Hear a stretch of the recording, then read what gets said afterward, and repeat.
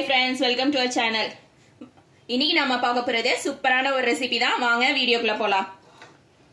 நான் வந்து அரிசி மாவு எடுத்து வச்சிருக்கேன், முட்டை எடுத்து வச்சிருக்கேன், கெட்டி தேங்காய் பால் எடுத்து வச்சிருக்கேன், உப்பு கொஞ்சமா எடுத்து வச்சிருக்கேன்.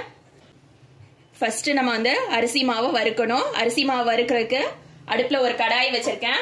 கடாயில அரிசி மாவு சேர்த்துக்கலாம். இதுக்கு வந்து எண்ணெய் எதுவும் சேர்க்க கூடாது, வெறும் கடாயில தான் வறுக்கணும். அடுப்பு வந்து சிம்ல வச்சுட்டு தான் வறுக்கணும். இதோட அளவுகள் எல்லாமே நான் டிஸ்கிரிப்ஷன் பாக்ஸ்ல கொடுக்குறேன், செக் பண்ணிக்கோங்க. ஃபர்ஸ்ட் நம்ம வந்து அரிசி மாவை வறுத்துக்கலாம்.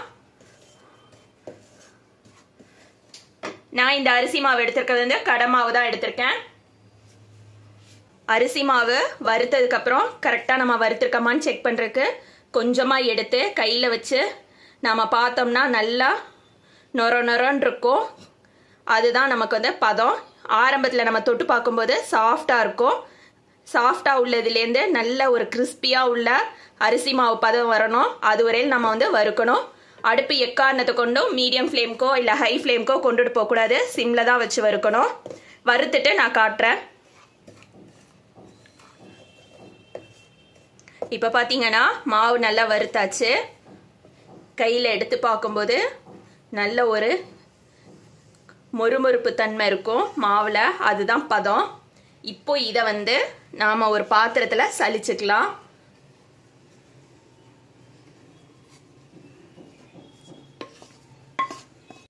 சலிக்கிறது எதுக்காகன்னா மாவுல ஏதாவது கட்டி எதுவும் இருந்ததுனாக்கா நமக்கு மேலால தங்கிடும்.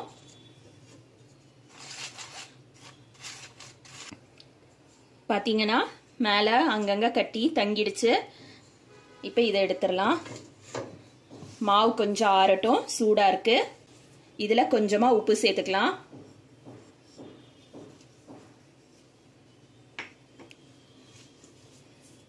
மாவு ஆறுனதுக்கு அப்புறமா நம்ம தேங்காய் பாலும் முட்டையும் சேர்த்துக்கலாம். மாவு நல்லா ஆறிடுச்சு. இதுல நம்ம எடுத்து வச்சிருக்க முட்டையை சேர்த்துக்கலாம். இது கூடவே கெட்டி தேங்காய் பால் எடுத்து வச்சிருக்கேன், அதையும் சேர்த்துக்கலாம். ஃபர்ஸ்ட் முட்டையை நல்லா கலந்துடலாம். இப்போ இதுல கொஞ்சம் கொஞ்சமா தேங்காய் பால் சேர்த்துக்கலாம்.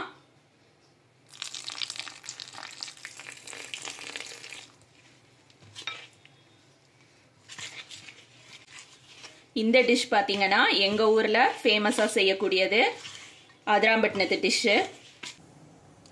வெங்காய பனியாரத்தோட மாவு பாத்தீங்கன்னா இந்த மாதிரி இருக்கும். நம்ம மிக்ஸ் பண்ணதுக்கு அப்புறம் இதான் அதோட கன்சிஸ்டன்சி. இதுலேருந்து நாம கொஞ்சமா எடுத்து மிக்ஸி ஜாரு சின்னதுல போட்டு மிக்ஸில ஒரு 2 சுத்தி எடுத்துட்டு வரலாம். இது எதுக்காகனா மாவு வந்து கடையிறது. கொஞ்சமா சேர்த்தா போதும், நிறைய சேர்க்க கூடாது.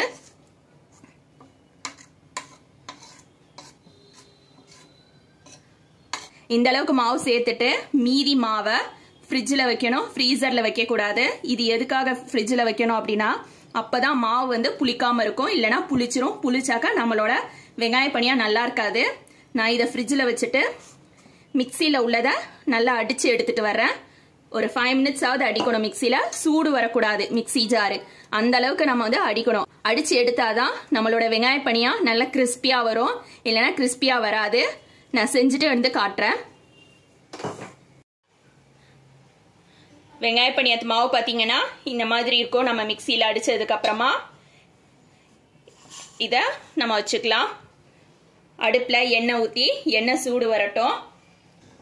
மாவு பாத்தீங்கன்னா இந்த அளவுக்கு பதமா இருக்கணும். ரொம்ப கெட்டியா இருக்கக்கூடாது, ரொம்ப தண்ணியா இருக்கக்கூடாது. எண்ணெய் சூடு வந்ததுக்கு அப்புறமா கையில இந்த அளவுக்கு கொஞ்சமா மாவு எடுத்துட்டு நாம சின்ன சின்னதா போடணும்.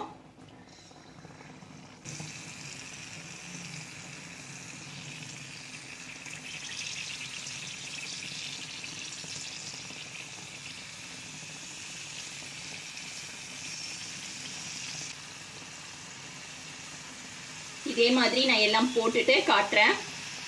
இப்ப பாத்தீங்கன்னா நம்மளோட வெங்காய பனியா எல்லாம் எண்ணெயில பொரிஞ்சுகிட்டு இருக்கு. அடுப்பு வந்து மீடியம் ஃப்ளேம்ல வைக்கணும், ஹை ஃப்ளேம்ல வைக்க கூடாது. எல்லாமே ஈவனா ஒரே கலர்ல பொரியறதுக்காக அப்பப்ப லேசா இந்த மாதிரி கலந்து விட்டுக்கிட்டே இருக்கணும். நம்மளோட வெங்காய பணியாரத்துக்கு பாத்தீங்கன்னா எல்லாமே வீட்ல இருக்க பொருள் தான். ஈஸியா நினைச்ச நேரத்துல உடனே செஞ்சிடலாம். இது மாதிரி செஞ்சு நாம ஒரு பெரிய பாக்ஸ்ல இல்ல கண்டெய்னர்ல எதுலயாவது போட்டு வச்சுட்டாக்கா பசங்க ஈவினிங்ல ஸ்கூல் விட்டு வர்றவங்களுக்கு டீ காஃபியோட கொடுத்தாக்கா ரொம்ப விரும்பி சாப்பிடுவாங்க. வெங்காய பணியாரம் பாத்தீங்கன்னாக்கா அதிராம்பட்டினத்துல எல்லார் வீட்லயுமே செய்வாங்க. இது வந்து கல்யாணத்துல செஞ்சு கொடுப்பாங்க. மாப்பிள்ளை வீட்டுக்கு சீரா கூட பொண்ணு வீட்லேருந்து செஞ்சு போகும். அந்த அளவுக்கு எங்க ஊர்ல ஃபேமஸான டிஷ் இது. இப்ப பாத்தீங்கன்னா நம்மளுடைய வெங்காய பணியாரம் கரெக்டா பொரிஞ்சிருக்கு. இப்ப இது எல்லாத்தையும் எடுத்துடலாம். இதே மாதிரி நான் மீதி எல்லாத்தையும் பொரிச்சுட்டு காட்டுறேன். ஒரு தடவையும் நம்ம பொரிக்க முன்னாடி நம்ம கையை வந்து நல்லா கழுவிட்டு அதுக்கப்புறமா தான் மாவுல கை வைக்கணும். நம்ம பணியாரம் எண்ணெயில போடும்போது வெடிக்க ஆரம்பிக்கும். இப்ப நம்மளோட வெங்காய பணியாரம் ரெடி ஆயிடுச்சு.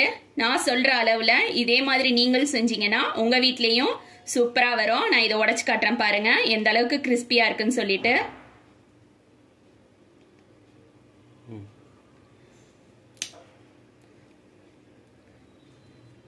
பாருங்க எந்த அளவுக்கு கிறிஸ்பியா இருக்குன்னு சொல்லிட்டு. இதே மாதிரி நீங்களும் உங்க வீட்ல செஞ்சு பாருங்க.